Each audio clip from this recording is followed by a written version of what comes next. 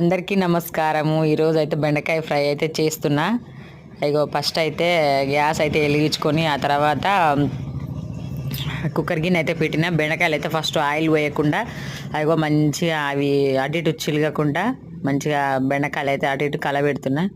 అగో ఆడికైనా సరే గ్యాస్ స్విమ్లో పెట్టిన, చిన్నగా కలబెడుతూనే ఉన్నా. అయినా కానీ ఇక మాడిపోతూనే ఉన్నాయి. ఆ తర్వాత చిన్నగా గ్యాసు అది బంద్ చేసి వేరే గ్యాస్ పైన కడాయి అయితే పెట్టి 2 టేబుల్ స్పూన్ ఆయిల్ అయితే వేసిన. ఇంకా మంట అయితే మంచిగా మంతుంది, గ్యాస్ అయితే పొగలు వస్తుంది.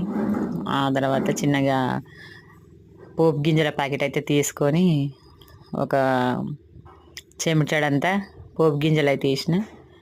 ఇంకా గ్యాస్ అయితే ఇప్పుడే స్లిమ్లో పెట్టి చిన్నగా వేస్తున్నా. మీరు ఏమేమి కూరలు వండుతారో చెప్పండి ఫ్రెండ్స్.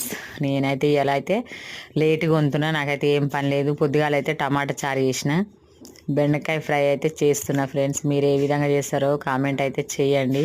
నేనైతే ఇట్లా చేస్తున్నా. గ్యాస్ వన్ సైడ్ అయితే ఉరిగింది, ఊక వన్ సైడ్ ఆయిల్ అయితే పోతుంది. మాకు ఎప్పుడు వన్ సైడ్ అయితే పొగలు వస్తున్నాయి. ఆ తర్వాత పచ్చిమిరపకాయలు అట్లా చిన్న చిన్న ముక్కలుగా అయితే కోసిన. ఇంకా చిన్నగా కోయాలి కానీ మనకైతే ఓపిక లేదు. ఆ తర్వాత అవి అన్నీ అయితే వేసిన. గ్యాస్ చిన్నగా పెట్టి చిన్నగా కలిపి పెడుతున్నా. మీరు ఏమేమి చేస్తారు? ఇక మా పిల్లలు అయితే స్కూల్కి అయితే పోయారు. పొద్దుగాల టమాటా చారు చేసిన, వాళ్ళిద్దరు తిన్నారు. అట్లాగానే ఇడ్లీలు చేసిన, ఇడ్లీలు తిన్నారు.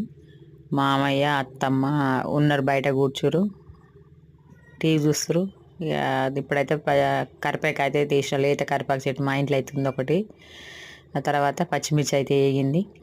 లైట్ వేయగానే చిటికడంత స్పూన్ పసుపు అయితే వేసిన. పసుపు వేసినాక ఈ కడాయి అయితే మా అత్తమ్మ అయితే ఇప్పుడు ఓగొన్నది. నా పెళ్ళి పెట్టిన కడాయి అయితే ఖరాబ్ అయిపోయింది. అది వాడినా ఇది దాచినందుకు ఇది కూడా దగ్గర పడ్డది. ఇక తర్వాత పసుపు వేసినాక టమాటా కూడా వేసుకొని చిన్నగా గలబెట్టిన. ఇక అత్తమ్మ అయితే పనికి అయితే పోయింది తయారయ్యి. ఇక పిల్లలు స్కూల్కి పోయారు, అత్తమ్మ అటు పోయింది. ఇక మామయ్యకు, నాకు, బావకు ముగ్గురికి ఇక తినడానికి ఇదే చేస్తున్నా. ఇక నైట్కి మిలుగుతుంది, తర్వాత ఇక వాళ్ళు కూడా తింటారు. నేను ఎప్పుడైనా ఈ విధంగానే చేస్తా.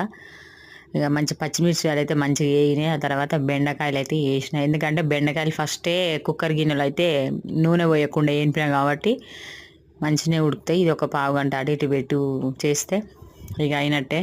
మూత పెట్టుకొని ఒక 10 నిమిషాలు ఉడికించి ఇక మూత తీసుకొని మరొక్కసారి కలబెట్టి ఇక గ్యాస్ బంద్ చేసుకుంటే బెండకాయ ఫ్రై అయిపోయింది. ఏ విధంగా ఉందో కామెంట్ అయితే చేయండి.